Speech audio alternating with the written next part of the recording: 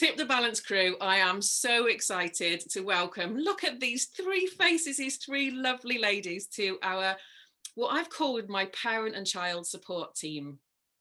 And you know what, I'm so excited to get you three together, because I've seen how you individually support people, but to bring you together as a collective, to bring you in as part of the support team around me is just an absolute honour.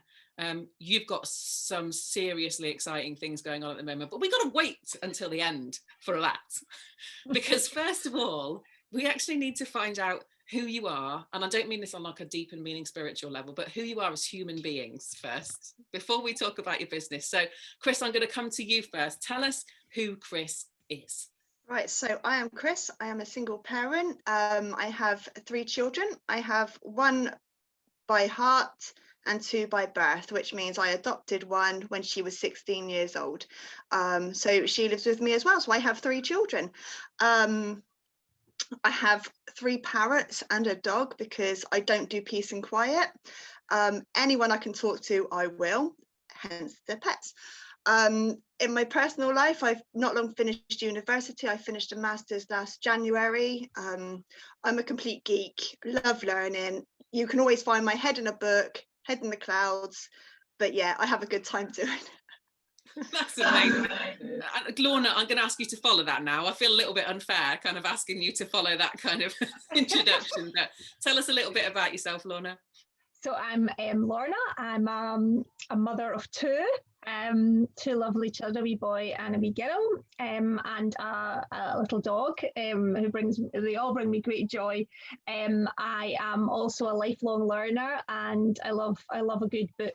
I'm probably a bit of a dreamer at times, and a bit of a tinkerer. I like to get things working better and moving.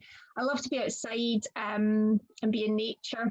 And I love meeting people, and I'm one of those people that kind of attract people to her. You know, if we're out and about, I've always got someone who wants to speak to me, which is lovely.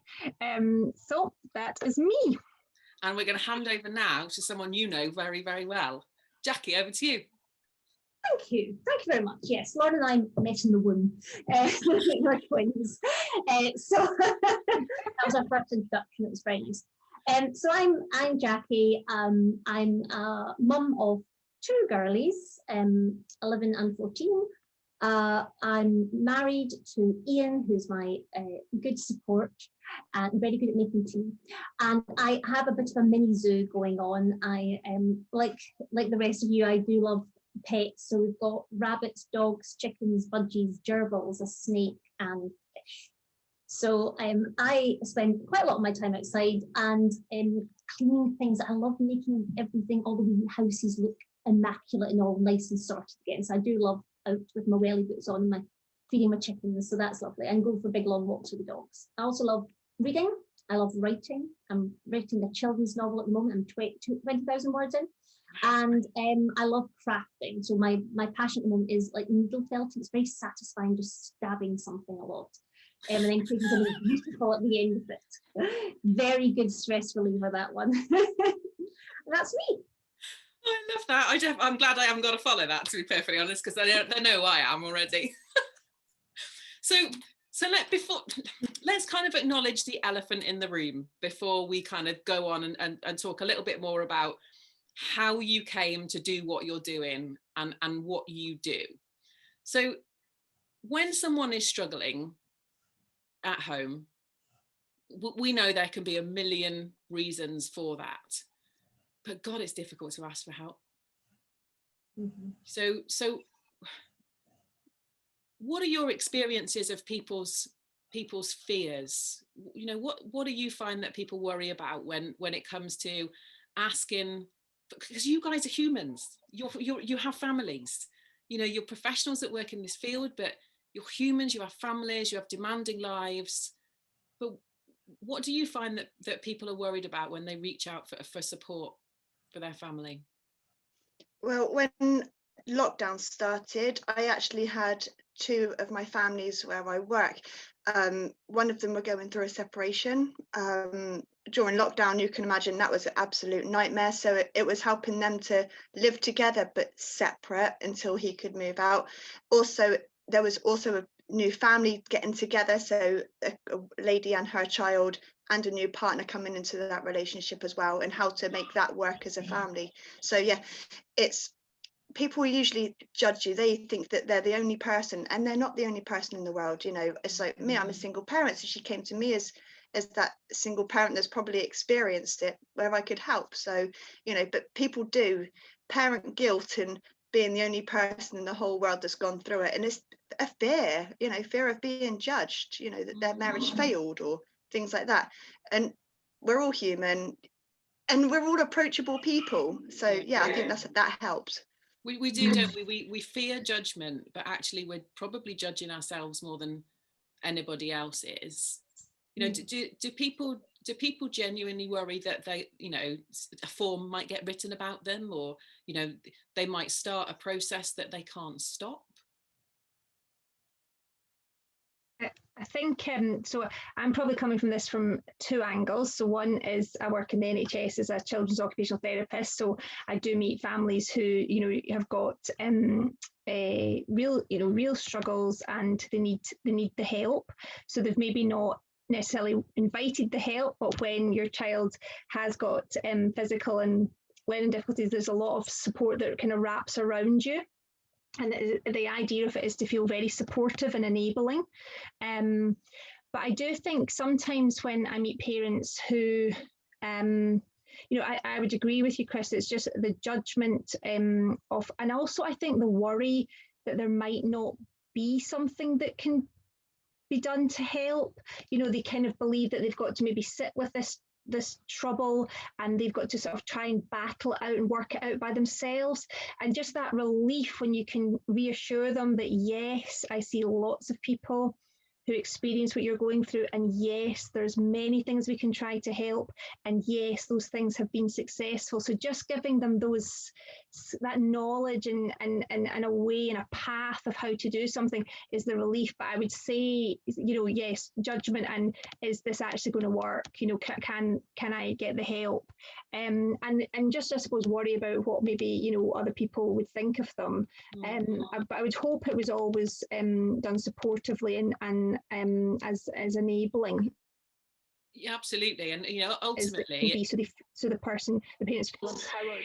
Yeah. Ultimately, it's about keeping those families together by bringing that support in around them, isn't it? I mean, obviously, you know, we don't live in a perfect world, and there are families where child protection is a massive, serious issue, and we have to take it seriously. But reaching out for help doesn't automatically mean that forms are filled, you're going to get reported, someone's suddenly going to be peeking in on your life. And, you know, it doesn't have to be that way. And you guys are a great way of tapping into that support. So we're blessed to kind of have a team around us that start that journey really early on, in very, very early years, and then take this right through to kind of, you know, the transformation to secondary school. I was going to say, like, you're sort of like a butterfly coming out of a chrysalis, but that transition all the way through to sort of, you know, the teenage years, and when maybe you can start to access other support. So I want to touch on now what brought you to your business. So obviously you've kind of got parts of your life that have enabled you to create these businesses that you now have too. So tell us a little bit about you and your journey to the sort of into your profession, and how that has helped you to create the business that allows you to help people now. Where should we start this time? I can. So we're going to start with Jackie this time and come back down the other way.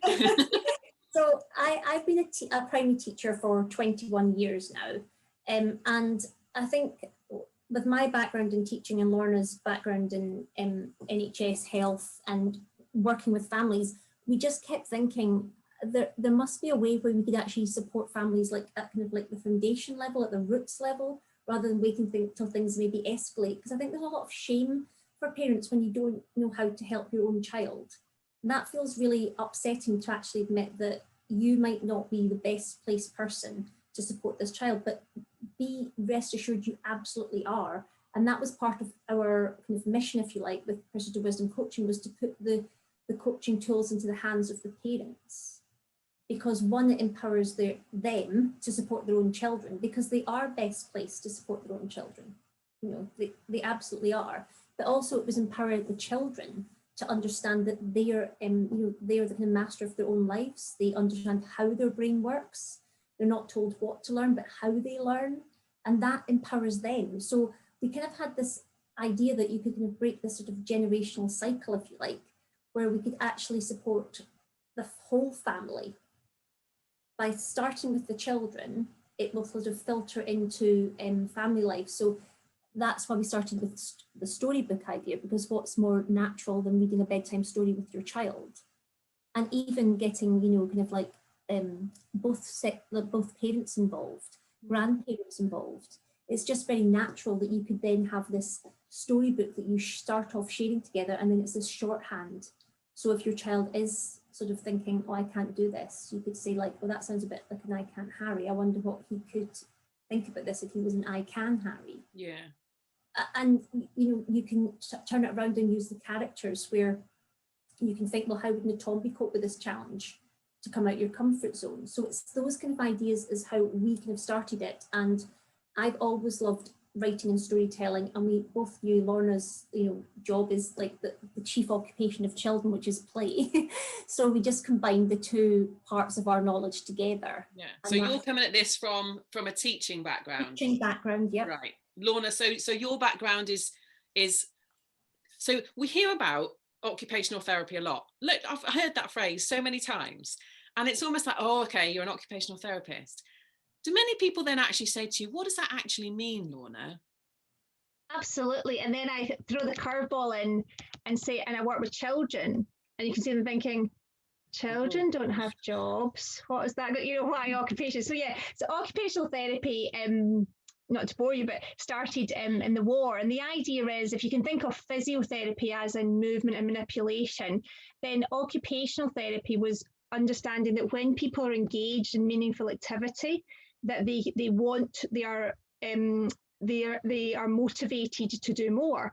So actually in the First World War, the occupational therapists started working with weaving and looms to get the soldiers who were injured to start moving their arms again, moving their legs, build up strength, but they did it through weaving. And it's obviously grown and grown and grown, and it's got a science base to it. But ultimately, it's the kind of fusion, if you like, of mental health, motivation, and physical health. You know, combined. We never separate them in our training. We know that we treat the person holistically. And for children, their primary occupation is play. That's what children do. But there's also an expectation that your baby will grow up and develop and will become an independent, you know, human being, which is what the pressure of the parent is to try and get them. Back to those expectations again, aren't we? Yeah. Oh yeah, expectations. Yeah, 18 years, that's all you've got. At different stages, you are expected to gain independence skills, and actually, you know, by gaining independence skills in those milestones, you do have a sense of self-worth and self-achievement. So of course, it's very important. So fundamentally, that's what we look at. We look at activities of daily living, everything you need to do to look after yourself, like getting dressed, brushing your teeth, using cutlery, those kind of things, and then productivity. Which for children is like early development, and then nursery and school, and then secondary school, and then, you know, and beyond, and then play. You know, what are your hobbies and interests? And so if there's anything that gets in the way of that, whether it be environmental or a physical skill you need to develop, or we need to adapt the task, that's what we do. So you're coming at this really as children being equipped and empowered to be children and behave like children, and live the life of a child, not with the you know, adult worries and responsibilities and all these things that suddenly life seems to be about. So I can totally see how you two, not just as a sibling partnership, but as that professional partnership, I can totally see how you've used that to develop Pursuit of Wisdom coaching. And I'm coming back to you in a minute to kind of so to explain how that all comes together. Absolutely. Chris, how about you? What brought you to working with families? Okay, so I come from the other end of the scale. I was the neglected child. So Both of my parents, they had major drug issues. They were huge drinkers, and it was my responsibility as the older sister to look after my siblings. So it was about keeping them quiet in the house, but having to do all the housework. And if we woke my mum up, she wouldn't get out of bed. So I used play as a way to bring my sisters up, keep them safe, keep me safe. And it just kind of evolved from there. So I've always looked after families, because to me, family is key, even though I was disowned by my own. So the day I became a single parent was the day I became a childminder, and all I wanted to do was keep children safe, make sure they stayed children. And, you know, like when you were talking about the pressures of being a parent, I mean, it was only 3 years ago I was on the phone to the Samaritans because I was on the verge of bankruptcy from setting up my business. And it's nobody else needs to know that. No one wants to know that. Everyone else, you know, it's Christmas, everyone wants to celebrate Christmas. Why would they want to listen to me? And I can't afford to go out for the Christmas dinner with the people that work for me, because all my money was spent on their wages. So I come from that background, and that's why I've been to university. You know, I've completely gone the black sheep way that I was supposed to be, but the good way. So that's why I look after children and families, and I think that's why it's so important that we have open communications, and why what Jackie and Lorna do is so important, because if I could have had that, that would have helped me and all the stress. But by my upbringing, it's led me to be resilient. I'm strong, I'm capable, and when it hits the fan, I haven't ever suffered with anxiety, because I just kind of go, what's the worst that's going to happen? It's not going to be worse than yesterday. And even if I open up to just you guys tonight, or anyone else that's listening, you're not on your own, and that's why we're here. And I love that, you know, when I started to read your book, that your latest book, I should say, not your book, your latest publication, that raw honesty at the very start of that, straight away, kind of just breaks down so many barriers. Yeah. And I think this is where talking about, you know, introducing you as family people, you know, is so important. We all come from different backgrounds. We all bring that merry mishmash of things with us. And I think, you know, what's great is that you're here as that team, as I say, that can really start to work with families on building those foundations. And those are the foundations that they might develop as really young children, and support their children to develop at a really young age. But support them as they grow up, support them into their future. But I wonder how many parents are reconnecting with the inner child in themselves as they're doing it. How many parents are healing things within themselves, developing skills and tools for themselves as adults. But I never had a clue how to be a parent, because who do you ask when your baby is crying? You know, you ask your parent, but I didn't have that. So I kind of had to do it on my own.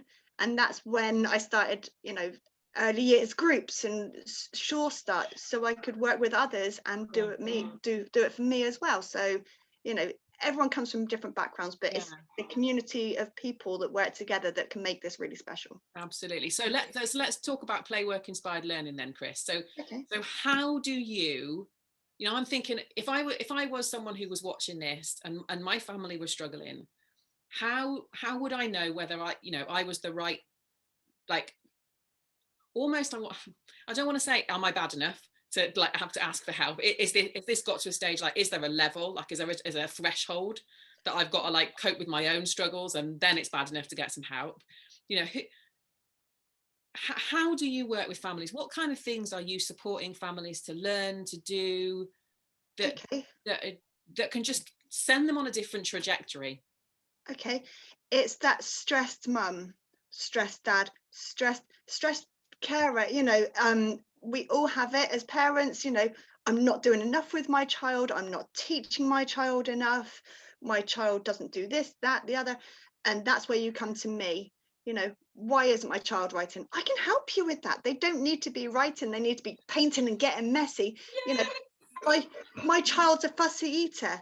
Well, let them get messy with the food, because they're more inclined to try it. And that's where I come in. Anything under 5s, that's me. Weaning, fussy children, playing, climbing trees, it's like I did a live on my launch the other night, and I said to, all my parents, if a child's happy up in a tree because they're either going, and it's as simple as that, and that's where I come in. I can help you with that and help children prepare for, life and not just school. School readiness is such a blown up thing that it really isn't. And, like you said in my second book, that's where I come in and I tell you, that's what school readiness is. No mess, no fuss. We could learn so much from so many other systems in other countries as well, couldn't we? We obsess so much about, have they met this by the time they get to the end of preschool? Can they pick up a pencil? Can they write at least the first letter of their name? And it's so refreshing, Chris, to hear you talk about stuff that. Yeah, but the thing is, from a tree with one arm. Yeah, but the thing is, that's where I kind of break the mold, really, because playwork inspired learning, where playwork is based on 5 to 12-year-olds. I've developed it for under 5s. The under 5 curriculum is so curriculum. It's I've done it for 13 years and I've seen the changes, and there's another change coming up in September for the EYFS framework, but there's nothing for fun. And that's where, I've developed the first, where I'm going, no, for the brain and neurological development, children need play more than they need teaching. And there's a time, isn't there? There's a time for that teaching, and there's a time for the very physical, aspects of and play parents that they learn. Parents don't need to be teachers, they need to be parents. They want to hold your hand, they want to play, they just need you to be there. They don't need you to be there to teach them.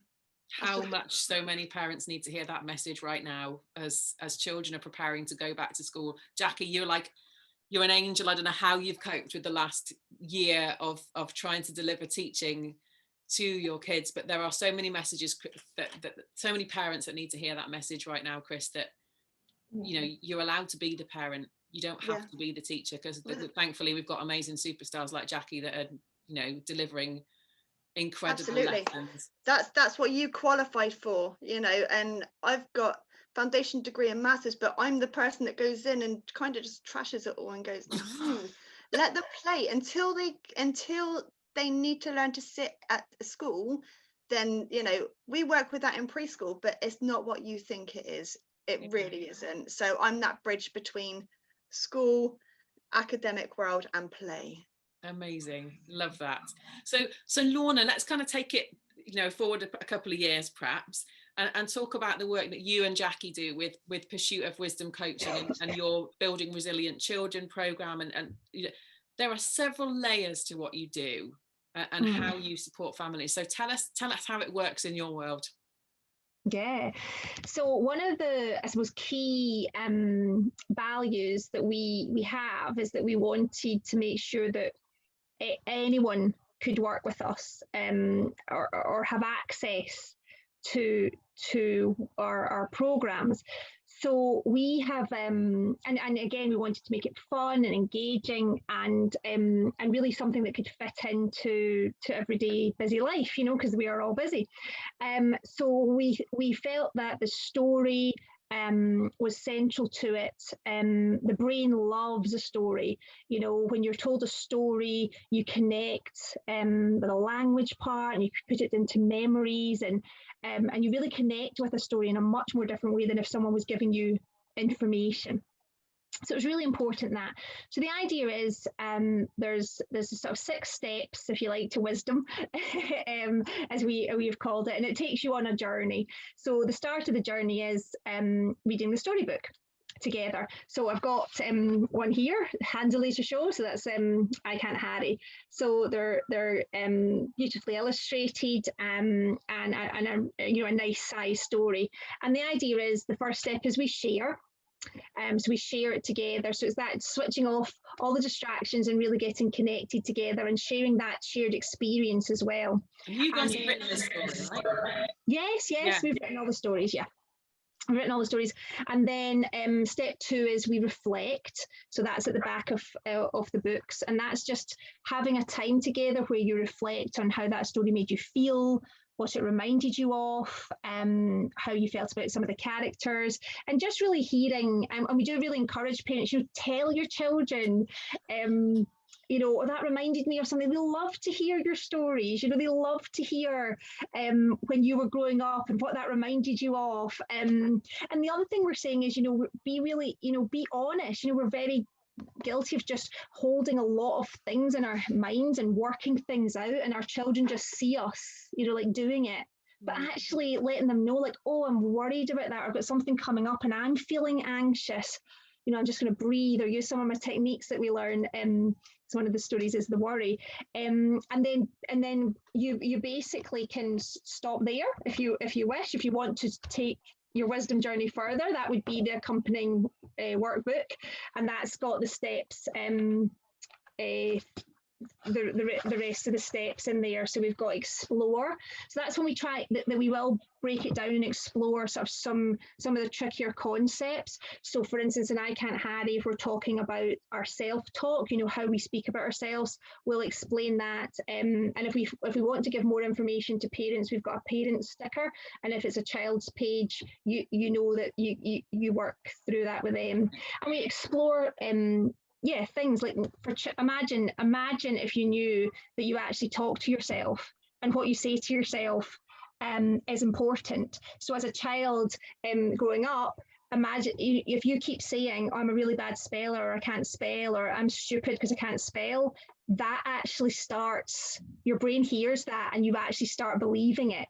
And once you've believed it, it's locked in your subconscious, and you will live your life with that belief.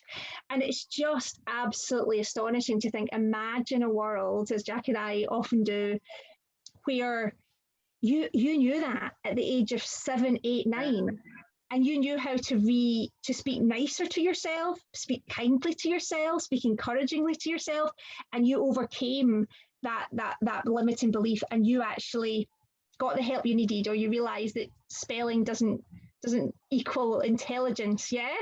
And so we imagine this world, and we write our stories in our workbooks for that. So the easiest level to access a book and a workbook, or a book if you want to start. And that would be it. And it just builds. If you want coaching support, by all means, if you want to join our Building Resilient Children Facebook group, is a supportive closed group for like-minded parents who you say, yes, I want help. I want to be able to, as you say, safely ask for help, get advice, share the wins, so you want to be able to say to someone, I let my child sit with something today. I didn't solve it for them, and they worked it out for themselves. They said, I'm going to try something else, Mum. You want to be able to share that, but you want to be able to share that with a community of people who go, yes, we get it, rather than kind of like, what's she on about? So that's why we've built that space. And then I'll maybe let Jack explain the coaching in the classroom, if that would make sense. That's okay.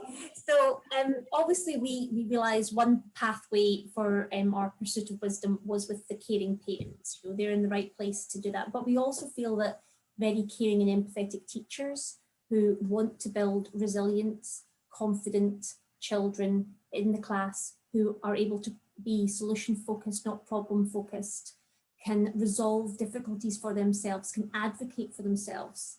It's really empowering. I've got a number of children now. We've worked through the worry as coaching in the classroom, and we're currently working through I Can't Harry. So I'm working with 11 and 12-year-olds, and even able to turn something around. For example, a number of children have been diagnosed recently with dyslexia. And for them to be able to understand that, some of them were quite devastated at first. They didn't want to think something was wrong with them, but to be able to take that and actually be able to turn it into a positive.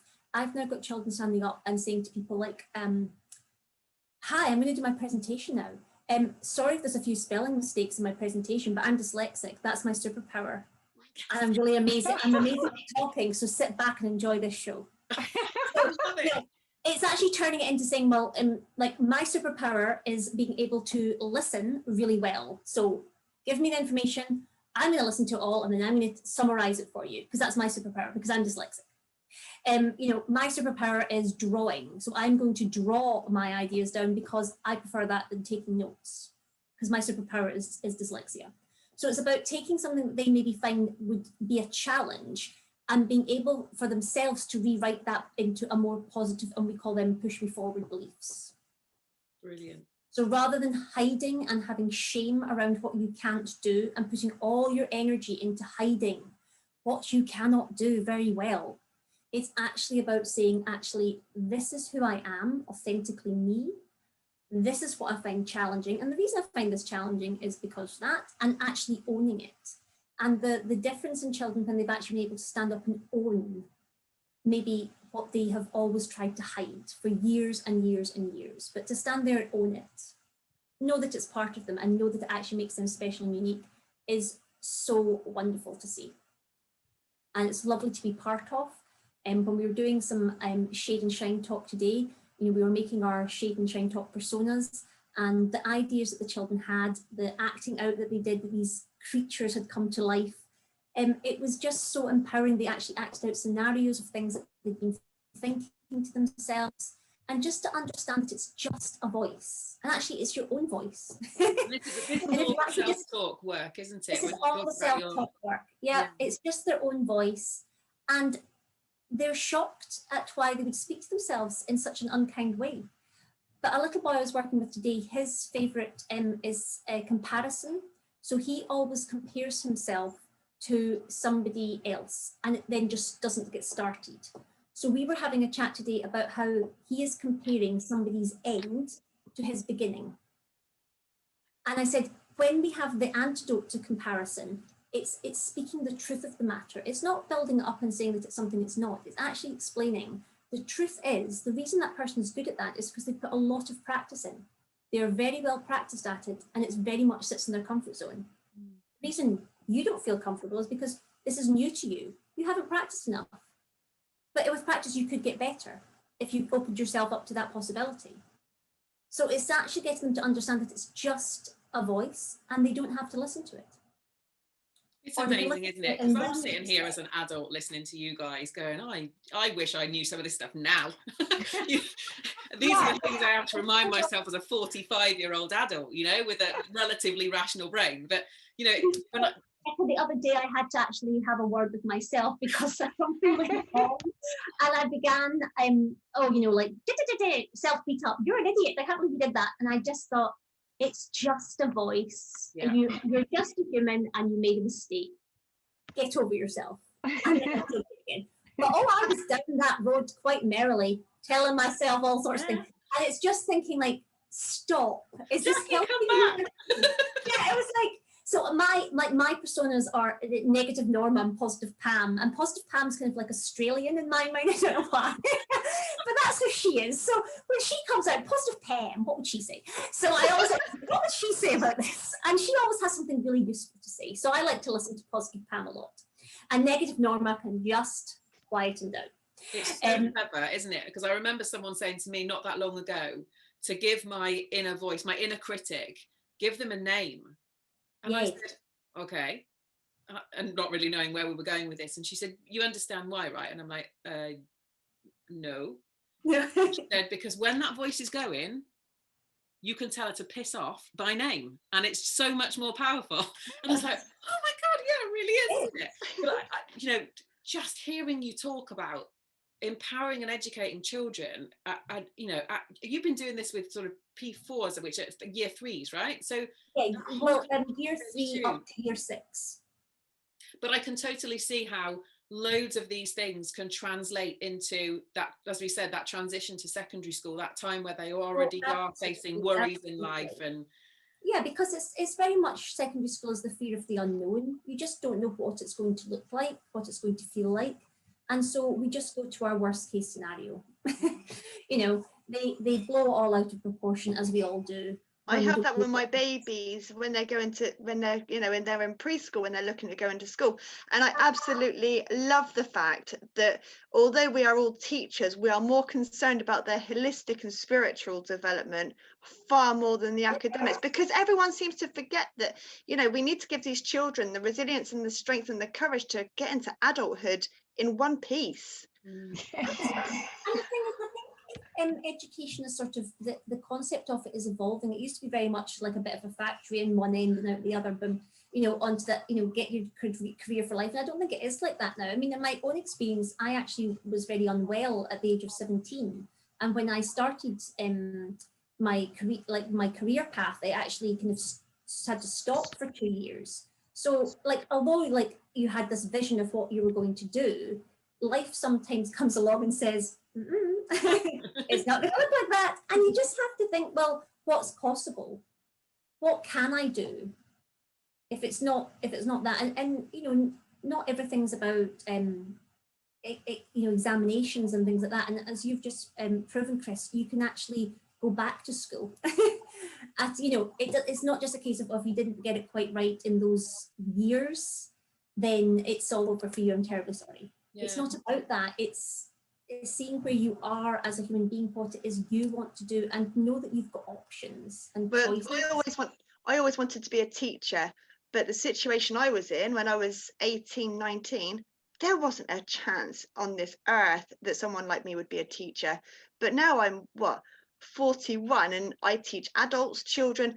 My reach is limitless. So, you know, if I can defeat the odds, there's no reason that a team like us can actually help every single child get to the point where I go, yeah. And in doing it, and what I love, you're doing it, you're educating their parents as well. But, you know, as I said, as I sort of alluded to before, for a lot of parents, that's an important part of their own healing as well. It's an important part of, Chris, for your work, certainly an important part of reconnecting with their inner child. We're so weighed down sometimes by the responsibility of being a grown-up that Chris's face. What's that?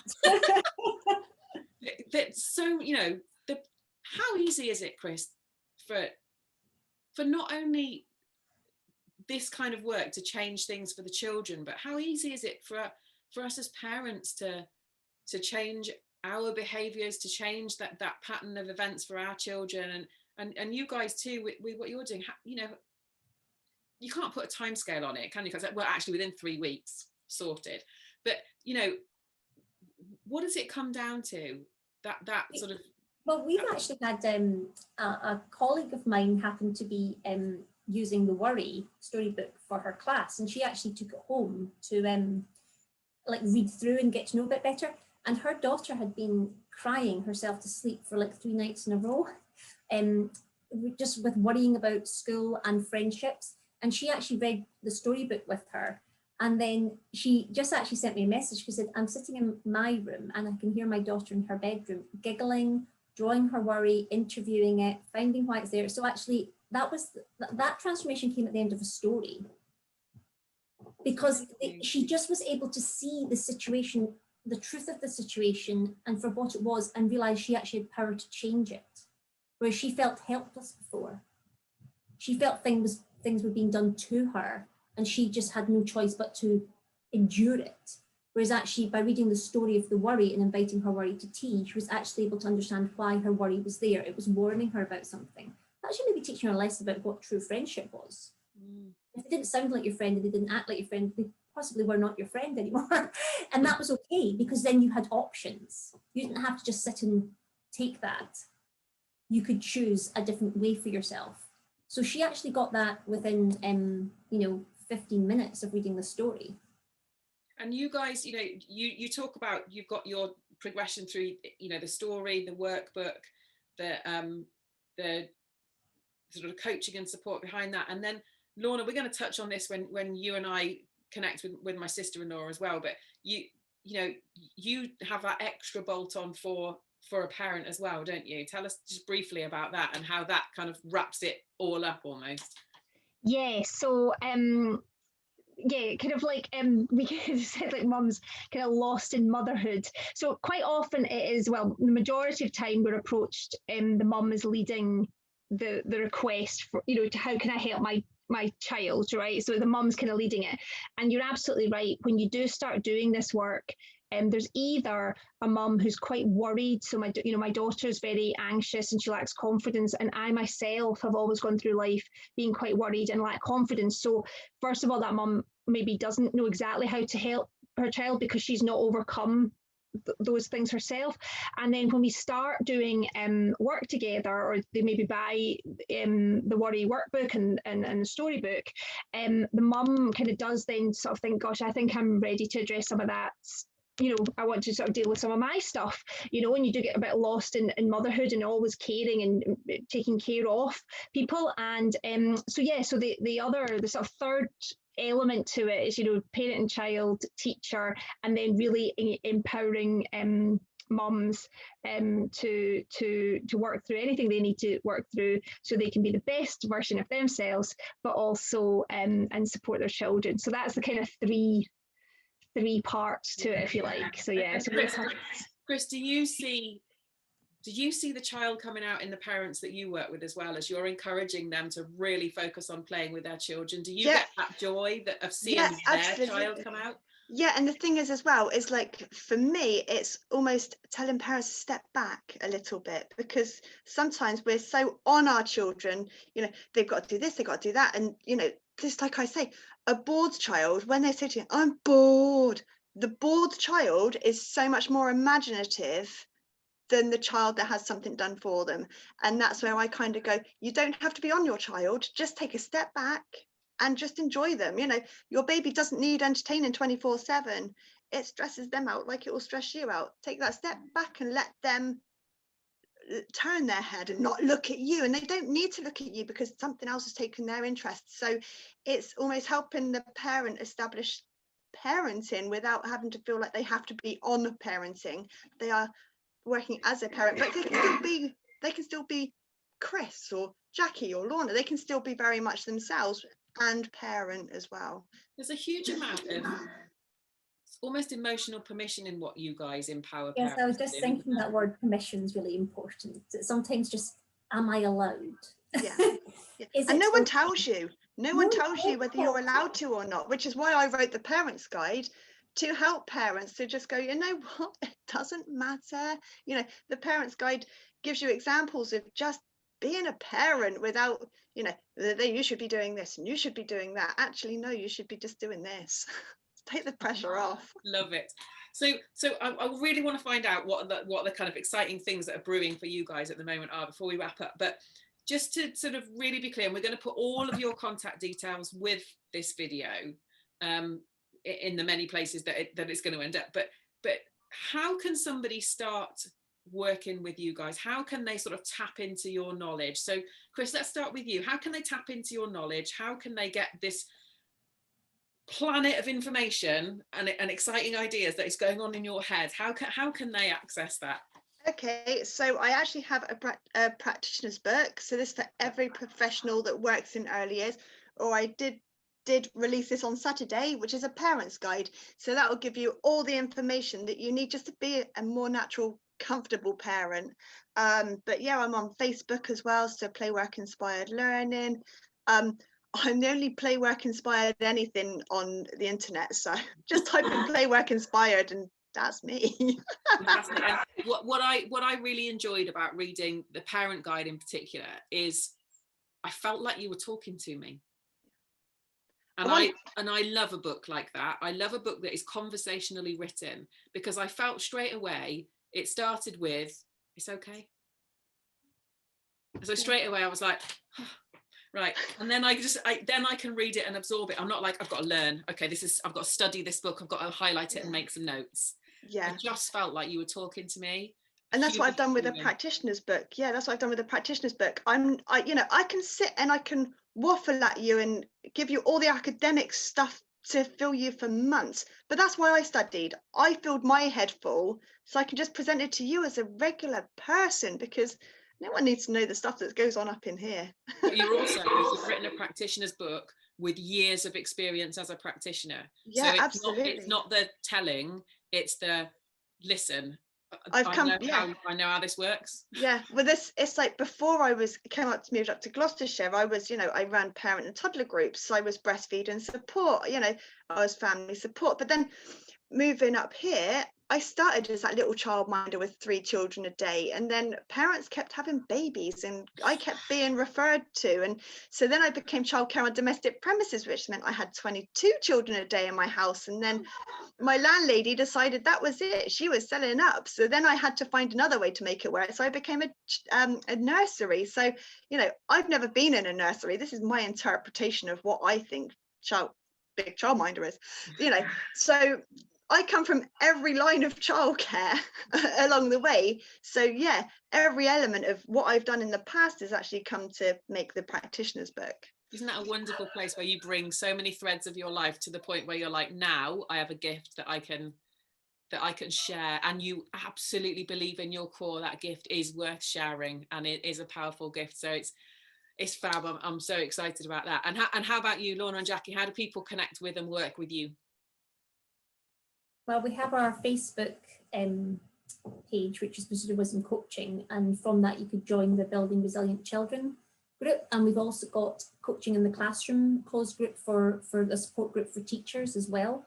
And then our website, www.pursuitofwisdomcoaching.com, and on that we've got all our books, all our workbooks.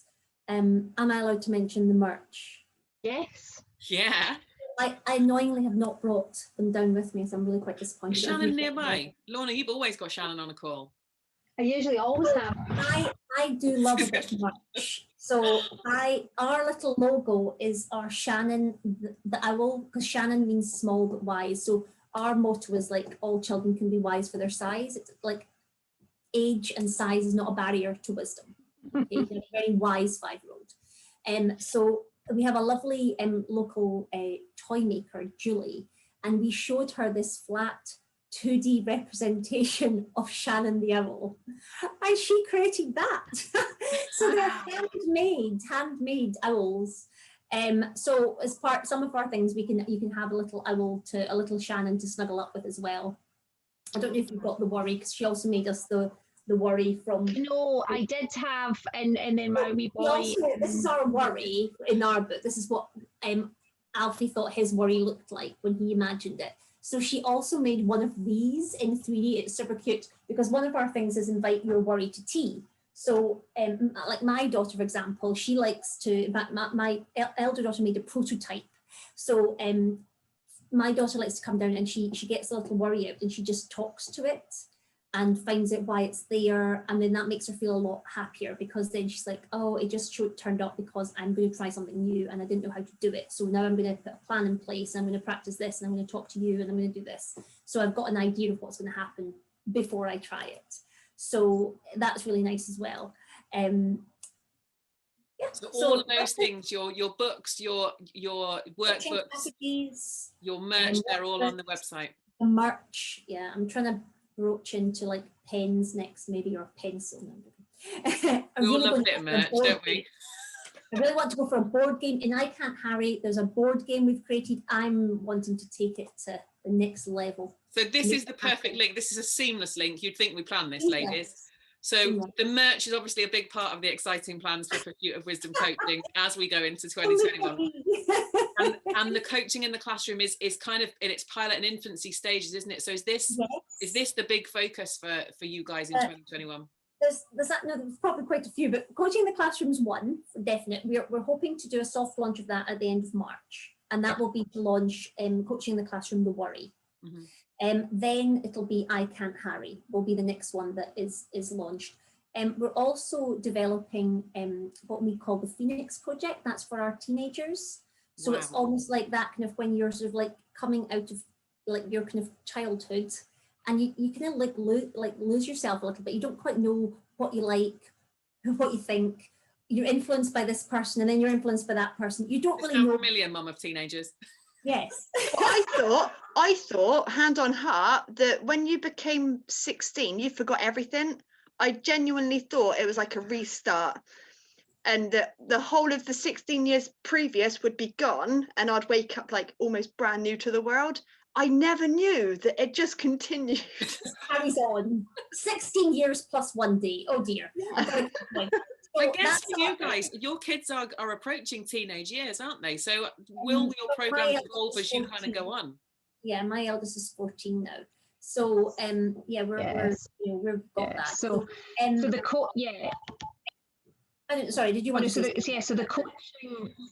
Yeah, so the Phoenix project is kind of more probably situational based. So when teenagers come and are looking for support in coaching, it's usually around, very specific, like I need to build, or I'd like to build up my confidence and self-esteem, friendships, dealing with peer pressure and bullying. So, but the first one we're starting with is to actually teach teenagers about their own self-care and just all the different aspects of self-care, that emotional self-care and physical self-care, because it's actually such a key cornerstone for anyone trying to develop and grow. So that should be probably the summer, I would think.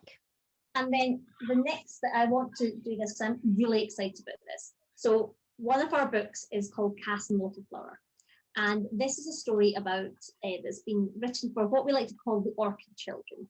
So like children who are not dandelions, they can't just grow anywhere. They do need that little bit of understanding and kind of thought given to their environment. So it's really for neurodiverse children. And it's all about Cass, the little girl, and she looks at Little Flower and it's not thriving in the building site.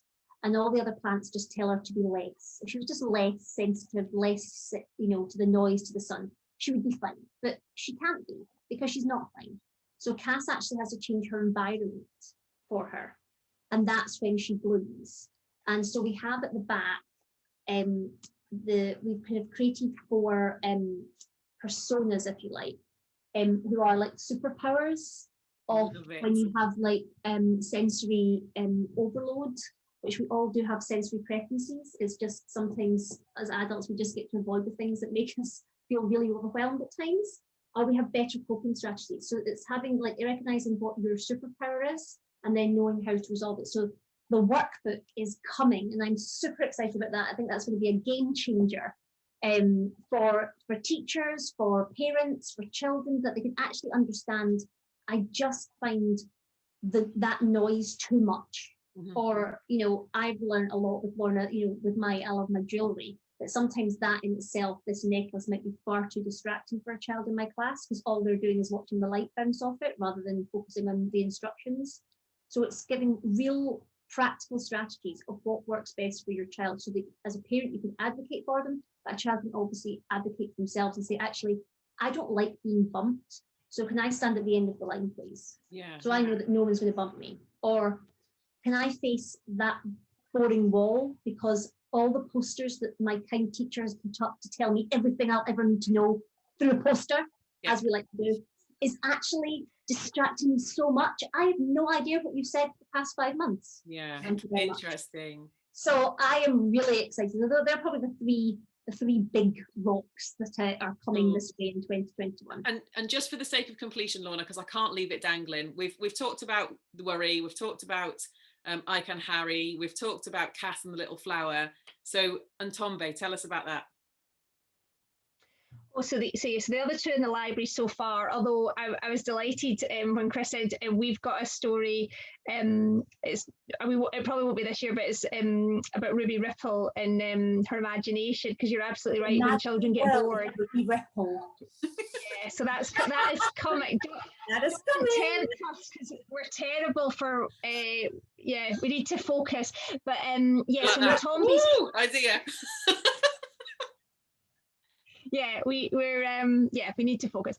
So the existing library is Tomby's Path. So really quickly, that is about learning to understand what your comfort zone is, and when you are doing something, a big dream or something you've never done before, that you need to sometimes create a new path, and that can feel scary and you can doubt yourself, but actually there's ways you can get through that, and boy, do you enjoy it when you get to the end. Yeah. And then Ayan and the Camel is about a little boy who's got, so that's the Tomby, so it's all very colourful and beautiful. And then Ayan and the Camel is about a little boy who doesn't want to be a camel herder. He's got a big dream and he wants to make drums and play music and be a musician. And I won't spoil it. But basically that story is a metaphor for having your subconscious brain and your conscious brain. So when we speak about things, we plan, but if we don't believe we're capable of it and it doesn't sit with our kind of values, we'll not achieve what we want to achieve in life. So it's a very deep topic made very lovely for children. Yeah, and both of those books, Chris, and you know, seamlessly again, both of those books lead me on to kind of, we're going to wrap up with you, because bringing these books together as you have over the last sort of couple of years, bringing all of that education that you've plugged into has now literally kind of taken you on a trajectory. It's bringing you to a platform where you are, in the last few weeks, even getting the most amazing opportunities to just showcase and share what your passions are and what you believe in. So tell us some of the exciting things that are popping up for you at the moment that are like making you have to delve into the likes of Ntombe and I am. I know. Well, this was the first invitation. You've survived this one. We're really pleased with you. Yeah, I'm doing this under the water though. And then I've been invited to design a course for this huge, humongous company. Their competitors are the NDNA and Preschool Learning Alliance. Yeah, so I'm going to be doing 2 training videos, two lots of 2-hour training videos. The first one is 2 hours for under 2s. The second one is for over 2s. And that is to like 10,000 people. Amazing. I know. But the thing is, I was really concerned that I wouldn't be able to get into early years because it's such a almost closed environment, and they've all got their own little ways of doing things.